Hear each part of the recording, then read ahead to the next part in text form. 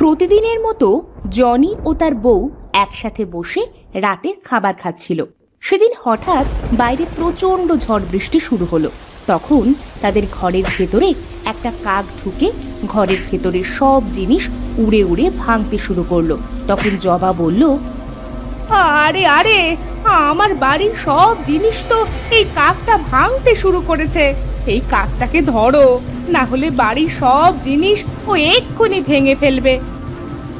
ঝড় বৃষ্টির রাতে আবার এই কাকটা কি করতে আমাদের বাড়িতে এলো তা কে জানে, ধরতেও তো পারছি না।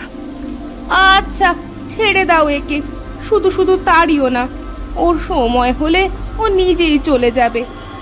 সেদিন রাতে তারা দুজন ঘুমিয়ে পড়ল।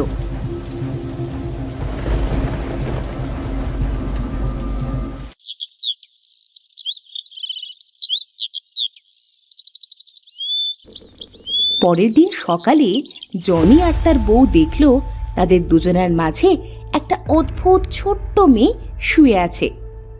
এই ওঠো ওঠো, এই মেয়েটা কোথা থেকে এলো? দেখতে কি অদ্ভুত, দেখো। ওমা, তাই তো, এ সারা রাত আমাদের মাঝে ছিল, কোথা থেকে এলো বলো তো আমাদের ঘরে? এমন সময় মেয়েটা ঘুম থেকে উঠে জবাকে দেখে জড়িয়ে ধরে বলল, মা, আজ এত তাড়াতাড়ি উঠলে কেন মা? চলো না মা, আমরা আবার ঘুমাই। আরে বাবারে, দেখো বাচ্চাটা কত সুন্দরভাবে কথা বলছে। আমার তো মনে হচ্ছে আমি একে সারা জীবন আমার কাছে রেখে দিই। হ্যাঁ, আমাদের তো কোনো বাচ্চা নেই, এটাই মনে করো আজ থেকে আমাদের বাচ্চা। এর নাম আজ থেকে আমি রীতা রেখে দিলাম। সেদিন থেকে তারা দুজন মেয়েটিকে অনেক যত্নের সাথে মানুষ করতে থাকে। কিছুদিন পরে জবা ও তার মেয়ে বসে গল্প করছিল। তখন জবা তাকে জিজ্ঞেস করলো, মা রীতা, তোর কি পূর্বের কোনো কথা কিছু মনে আছে মা? কিছু মনে থাকলে আমাকে বলতে পারিস। না মা, আমার তো কিছু মনে নেই। কেন মা, কি হয়েছিল আমার? আমি কি বলে গেছিলাম? কিচ্ছু হয়নি আমার পাখনা বুড়ি। ছোট থাকতে তোমাকে যে আমি একদিন মেরেছিলাম না, সেটা মনে আছে কিনা জিজ্ঞেস করছি। তুমি আমায় মেলেছিলে। বাবা বালি আসলে আমি বাবাকে বলে দিব। ওরে আমার লক্ষ্মী মাটা, আমি তোমাকে এমনিতেই বললাম, তোমাকে আমি কি মারতে পারি? কি হয়েছে আমার মাটার? আমার মাটা কাঁদছে কেন? বাবা, বাবা জানো, মা আমাকে নাকি তোতো ডাকতে মেরেছিল। ও বাবা, তাই নাকি? এই মা তো তাহলে খুব পচা। এই দাঁড়াও, তোমার জন্য আজ যে মিষ্টি এনেছি সেটা আমি আর তুমি মিলে খাবো। হ্যাঁ, এই মাকে দেব না, কেমন? আচ্ছা ঠিক আছে। যাও, এই ঘরে গিয়ে মিষ্টি খাও, কেমন? রীতা ঘরে চলে গেল। এদিকে জবা তার স্বামীকে বলল, ওগো, মেয়েটা দেখতে কেমন অদ্ভুত। প্রতিবেশীরা মেয়েটিকে দেখলে এক একজন এক এক রকম কথা বলে। গিন্নি, কে কি বললো সেদিকে কান না দিয়ে আমার মেয়েটাকে সবসময় চোখে চোখে রেখো, কেমন? এভাবে দেখতে দেখতে 12টি বছর কেটে গেল। একদিন জনি তার বউকে বলল, গিন্নি, আমাদের মেয়েটা বিয়ে দেওয়ার মতো হয়ে গেছে। এবার দেখে শুনে একটা ভালো ছেলে দেখে মেয়েটার বিয়ে দিতে পারলেই আমাদের শান্তি। তোমাদের রেখে আমি কখনো বিয়ে করব না মা। আমি সারা জীবন তোমাদের সাথে থাকতে চাই। আচ্ছা মা, তোকে বিয়ে দিয়ে সারা জীবন আমাদের কাছে রেখে দিব, কেমন? এবার ঠিক আছে। গিন্নি, আমি বাজারে গেলাম, রাকেশ ভাই একটু খবর দিয়েছে, দেখে আসি কি বলবে। আচ্ছা ঠিক আছে, যাও।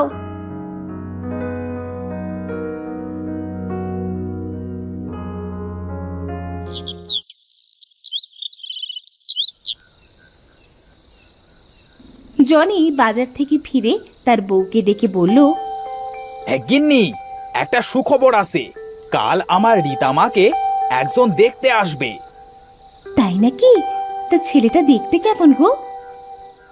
ছেলে নাকি খুব সুন্দর, তবে বাবা মা কেউ বেঁচে নেই।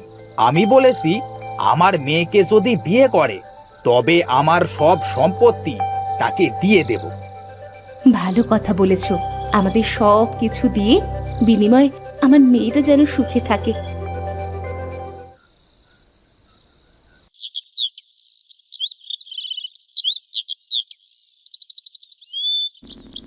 পরের দিন রীতাকে দেখতে এসে পছন্দ হয়ে গেল। বিয়ের দিন তারিখও পড়ে গেল। জনি আর তার বউ তো খুব খুশি হলো। রাতে তারা যখন সবাই খেতে বসলো, জবা বলল, ওগো, আমি যে এবার মরেও শান্তি পাবো। মেয়েটা আমার পরের ঘরে যাবে, এটা ভাবতেও যে আমার শান্তি লাগছে। মা, তোমরা আমার সত্যি সত্যি বিয়ে দিয়ে দেবে? আমি যে তোমাদের ছাড়া থাকতে পারবো না মা। মারে, সব মেয়েদের যে পরের ঘরে যেতে হয়। যা, তাড়াতাড়ি খেয়ে ঘুমিয়ে পড়। পরের দিন রীতার বিয়ের সংবাদ শুনে প্রতিবেশীরা এলো রীতাকে দেখতে। রীতাকে দেখে রিনি বলল, এই রীতা, তোর নাকি বিয়ে ঠিক হয়েছে? তা দেখিস তোর স্বামী যেন আবার তোকে দেখে ভয় না পায়। বাবা রে বাবা, এই রাক্ষসের মতো চেহারা দেখে কে পছন্দ করলো একে? তোমরা কি এতই সুন্দরী? সব সময় আমার মেয়েকে দেখে এমন করো? নিজেদের চেহারাটা একবার আয়নায় দেখে নিও। বাবা রে বাবা, পোষা মেয়ের জন্য তো দেখি তোমার অনেক টান। যেমন মা তার তেমন মেয়ে। এই চল জিনি, বাড়ি চল।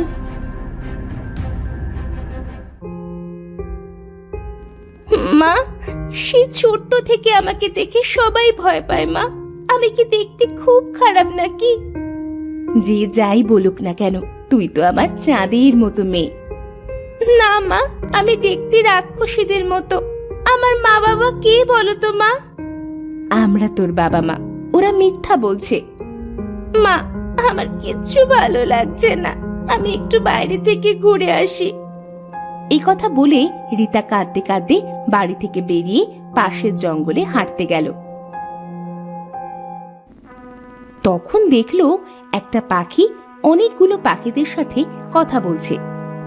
সবাই শোনো, এই বনে রাক্ষস রানী তার সন্তানকে হারিয়ে পাগল হয়ে গেছে। তাই এখন থেকে আমাদের সাবধানে থাকতে হবে। আরে, এই পাখির ভাষা কিভাবে আমি বুঝতে পারছি? আরে, কোন রাক্ষসের কথা বলছে? তখন রীতা পাখিটির কাছে গিয়ে বলল, এই যে মিষ্টি পাখি, তোমার কথা আমি বুঝতে পারছি কিভাবে? আমার নাম রাজকুমারীর পাখি। আমি মানুষের সাথে কথা বলতে পারি, তবে তোমাকে দেখে তো কোনো মানুষ মনে হচ্ছে না। তুমিও সেই একই কথা বলছো, কিন্তু আমার বাবা মা তো মানুষ। এই বনে বুঝি রাক্ষস আছে? হ্যাঁ গো, এই বনে একটা রাক্ষস 10 বছর আগে তার সন্তানকে হারিয়ে ফেলে পাগল হয়ে গেছে। কিন্তু আজ 2 দিন ধরে সে পশু পাখিদের উপরে খুব অত্যাচার করছে। কিন্তু কেন? হয়তোবা সন্তানের শোকে এমন হয়ে গেছে। তুমি তোমার বাড়িতে তাড়াতাড়ি ফিরে যাও, না হলে রাক্ষসটা তোমাকে মেরে ফেলবে। মানুষের কথা শোনার চেয়ে মৃত্যু মনে হয় অনেক ভালো। তারা কথা বলতে বলতে রাক্ষসটা তাদের কাছে এসে রীতাকে ধরে বলল, এই, তুই কি আমার সন্তান? তোর গা থেকে আমি আমার সন্তানের মতো গন্ধ পাচ্ছি। এই গন্ধটা আমার সেই ছোট্ট মেয়েটার গায়েও ছিল। রীতা রাক্ষসটার ব্যবহারে খুব অবাক হলো। সে রাক্ষসটাকে দেখে মোটেও ভয় পাচ্ছিল না। রীতা রাক্ষসটাকে বলল, আমি যে কার সন্তান সেটা তো আমি নিজেও জানি না। মানুষ আমার বাবা মা, সেটাই তো জানি। সম্ভব না।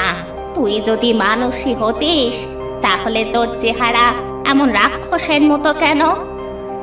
আমি যদি রাক্ষসের সন্তানই হব, তাহলে কেন মানুষের কাছে মানুষ হলাম?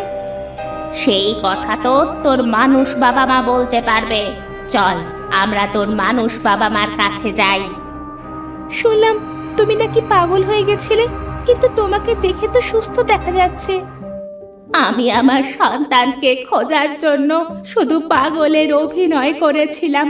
চল না আমরা তোর মানুষ বাবা মার কাছে যাই। রীতা রাক্ষসটিকে নিয়ে তাদের বাড়িতে গেল। তারা তো তাদের মেয়ের সাথে রাক্ষসটিকে দেখে খুব ভয় পেল। রীতা তার বাবা মার সঙ্গে রাক্ষসটির কথা সব খুলে বলল। সব শুনে জবা বলল, হ্যাঁ, একে আমরা আমাদের ঘরে পেয়েছিলাম। আমরা বুঝতে পেরেছিলাম আমাদের মেয়েটা কোনো সাধারণ মানুষ নয়, নিশ্চয়ই এর ভেতরে কোনো রহস্য লুকিয়ে আছে। আজ থেকে 10 বছর আগে আমার মেয়েটা রাক্ষস বাচ্চা থেকে কাক হয়ে ঘুরছিল, কিন্তু সেদিন ঝড় বৃষ্টি হওয়ায় সে আর বাড়ি ফিরে যায়নি। হ্যাঁ হ্যাঁ, সেদিন রাতে কাকে আমাদের ঘরের জিনিস সব ভেঙে ফেলেছিল, আর পরের দিন সকালে দেখি একটা বাচ্চা মেয়ে আমাদের মাঝে শুয়ে আছে, আর জেগে আমার গিন্নিকে মা বলে ডাকলো। এই তো আমার মেয়েকে খুঁজে পেয়েছি। চল মা, আমার সাথে বাড়ি ফিরে চল। দয়া করে আমার মেয়েটাকে আমার কাছ থেকে নিয়ে যেও না, ওকে যে আমি খুব ভালোবাসি। আমার মেয়েটার যে আর 2 দিন পরেই বিয়ে। মা, আমি আমার মানুষ বাবা মার কাছে থাকতে চাই। তুই যাতে খুশি, আমিও তাতেই খুশি। আমি চলে যাচ্ছি মা, তোর বিয়ের দিন এসে তোকে বিদায় জানাবো। রাক্ষসটি তাদের বাড়ি থেকে চলে গেল। এদিকে রীতার বিয়ের দিন চলে এলো। রীতার বিয়ে মহা ধুমধামে দেওয়া হলো। তখন রাক্ষসটি এসে রীতাকে বলল, আমি চাই আমার মেয়েটা অনেক ভালো থাকুক। তোর এই চেহারা নিয়ে তো মানুষের অনেক কথা শুনেছিস, তাই না মা? হ্যাঁ মা, এই চেহারার জন্য ছোট্ট থেকে আমি মানুষের অনেক কথা সহ্য করেছি। এই নে মা, আমি তোকে একটা সুন্দরী মেয়ে বানিয়ে দিলাম। তুই আমার মেয়ে, তবে তোকে আমি কিছুই দিতে পারিনি। তোর বিয়ের দিন এটাই মনে কর তোর মায়ের একটা ছোট্ট উপহার। মা, তুমি কিছু মনে করো না মা। আমার মা বাবা সে ছোট্ট থেকে অনেক যত্নে আমাকে মানুষ করেছে। এদেরকে ছেড়ে আমি যে থাকতে পারবো না। এই জন্যই তো তোকে আমি এদের বিয়ে দিলাম। তোমাদের অনেক ধন্যবাদ। আমার মেয়েকে তোমরা এত যত্ন করে মানুষ করেছো, তার জন্য তোমাদের কাছে আমি চিরকৃতজ্ঞ থাকবো। তোমার সন্তানকে যে আমাদের দিয়ে দিলে, এর জন্য তোমাকে অনেক ধন্যবাদ। আমি আসি রে মা, তোরা ভালো থাকিস। রীতাকে তার স্বামীর হাতে তুলে দিয়ে রাক্ষসটি চলে গেল। এদিকে রীতার বাবা মা রীতাকে মানুষের রূপে পেয়ে খুব খুশি হলো। এরপর রীতা তার স্বামীকে নিয়ে সারা জীবন সুখে শান্তিতে বসবাস করতে লাগলো।